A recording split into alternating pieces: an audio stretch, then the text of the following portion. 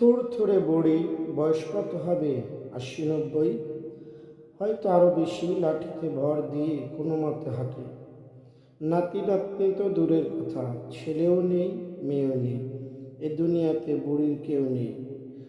বড় একা সেই থুরথুরে বুড়ি। বুড়ি খুব সকালে ঘুম থেকে ওঠে, হাত মুখ ধোয়, ঘরের কোণে বসে লাঠিটা খুলে নেয়।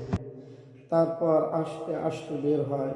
বয়সের ভারে নুয়ে পড়েছে বুড়ির শরীর। সোজা হয়ে হাঁটতে পারে না, তবুও হাঁটতে হয় তাকে। কিছু তো খেতে হবে। লাঠিতে ভর দিয়ে ঠক ঠক করে হাঁটে বুড়ি। রাস্তায় রাস্তায় হাঁটে, দোকানে দোকানে ঘোরে, দুয়ারে দুয়ারে ভিক্ষা করে। কেউ দেয়, কেউ দেয় না। কেউ কেউ দূর দূর করে তাড়িয়ে দেয়। কেউ লাঠি নিয়ে তামাশা করে, অযথা কষ্ট দেয় বুড়িকে। তবু বুড়িকে হাত পাততে হয়। কি করবে সে? চোখে দেখে না ভালো করে, কাজ করার এতটুকু শক্তি নেই তার। ভিক্ষে ছাড়া কি করবে সে? ভিক্ষে না করলে খাবে কি? বুড়ি তাই সবার কাছে হাত পাতে, সবার দুয়ারে দুয়ারে যায়।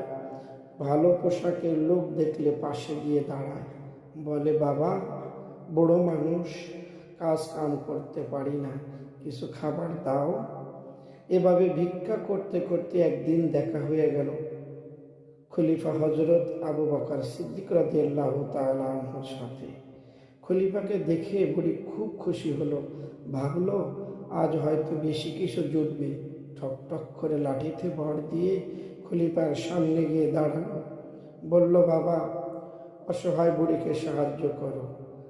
কাজ কাম করতে পারি না, বড় অসহায় বাবা। আনা মহতাজ, আমি অন্যের মুখাপেক্ষী। বুড়িকে দেখে বড় মায়া হলো। হজরত আবু বকর সিদ্দিক রাদিয়াল্লাহু তাআলা জিজ্ঞেস করলেন, আপনি কোথা থাকেন মা? আইনা বাইতুক, আপনার বাড়ি কোথায়? বুড়ি ইশারা করে ওই দিকে হাত ঘুরিয়ে দেখালেন, ওই দিকে। আমাকে নেবেন আপনার ঘরে? বুড়ি অবাক হয়, ভাবে ঘরে গিয়ে কি লাভ হবে? ঘরে গিয়ে কি করবে লোকটি? কিছুই তো নেই ঘরে। খলিফা বুঝতে পারেন বুড়ির মনের কথা, বলেন, এমনি দেখে আসবো, যদি কোনো কাজে লাগে। কি কাজে লাগবে? কিছুই তো নেই বাবা, ঘরে আর কি আছে? খলিফা জিজ্ঞাসা করলেন। না বাবা, এ হতভাগিনী বুড়ির ত্রিকুলে কেউ নেই, আমি বড় অসহায় বাবা। বলতে বলতে বুড়ি হাও মাও করে কেঁদে ফেললেন।